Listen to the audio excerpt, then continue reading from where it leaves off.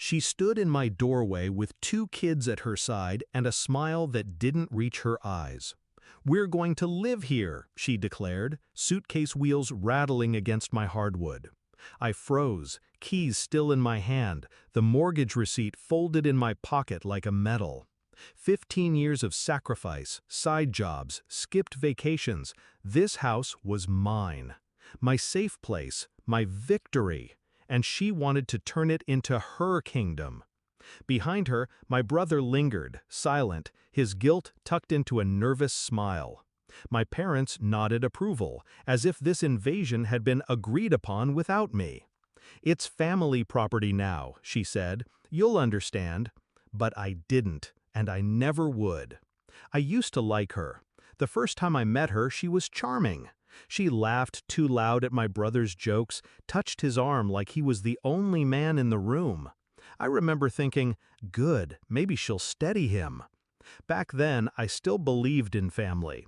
I lent them money when their rent was late. I babysat their kids when she wanted nights out.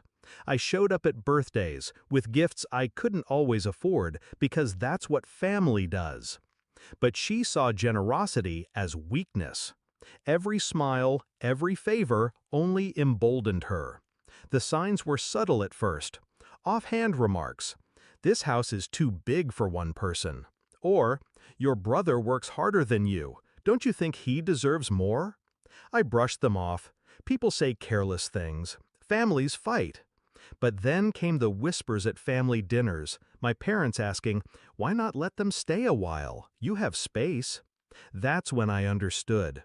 This wasn't a suggestion, it was a plot. When I slid the last check across the bank counter and the clerk smiled, "Congratulations, your house is officially yours." I thought I'd won. But ownership on paper doesn't shield you from betrayal in blood. The night they arrived with their bags, something inside me shifted. Rage wanted me to shout, to slam doors, to throw them out with their luggage. But rage is clumsy. I wanted precision. So I let her step inside. I let her children run down the hallway, their shoes pounding against my walls. I let her place her purse on my counter as if it already belonged to her. And I smiled. Because while she was busy declaring victory, I was already building her downfall. The next morning, I went to the county office. Title deed in hand, signed and notarized, I requested a certified copy. Then another, then 3 more. Paper doesn't bend to manipulation. Paper doesn't care about family politics. Paper answers only to the law. I filed a no trespass order, quiet and discreet, naming her and, strategically, not my brother. I wanted to separate them, force him to choose. At the same time, I visited a locksmith. By evening, every lock had been replaced. My keys, my control. And then came the final move. I invited the entire family over for dinner. The tension at the table was thick. She tried to play hostess, dishing food onto plates as if she'd already conquered the house.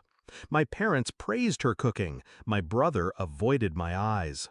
When the meal was nearly done, I stood, slid an envelope across the table and said, "I have something for you." She opened it, expecting money. Instead, she found a certified copy of the deed, bold letters spelling my name. Then the restraining order. Her face paled. "What is this?" My voice was steady. "Proof. This is my house. You have no right to it. The next time you step inside without permission, the police will escort you out." Silence. My brother shifted uncomfortably. My parents opened their mouths, but I cut them off with one sentence. Family property exists only when family respects it. You showed none. The tears came then, not from guilt, but from exposure.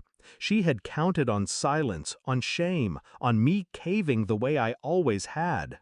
She hadn't expected resistance wrapped in paperwork and law.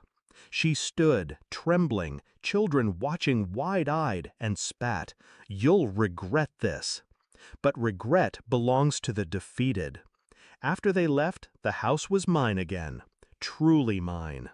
The echo of her children's footsteps faded, replaced by a quiet that felt like triumph. My brother called later, voice shaking, torn between loyalty to his wife and the truth he couldn't deny. I didn't answer. Some bonds aren't worth saving. I walk these halls now with pride. Every corner reminds me not just of struggle, but of victory earned through patience and precision. They tried to strip me of my sanctuary, my achievement, my freedom. Instead, I stripped them of their illusion of power. Final reflection. They thought my silence meant surrender. They mistook kindness for weakness. But this house wasn't just walls and bricks. It was proof that I could stand alone. And the day they tried to steal it, I reminded them I am not theirs to conquer. This is mine.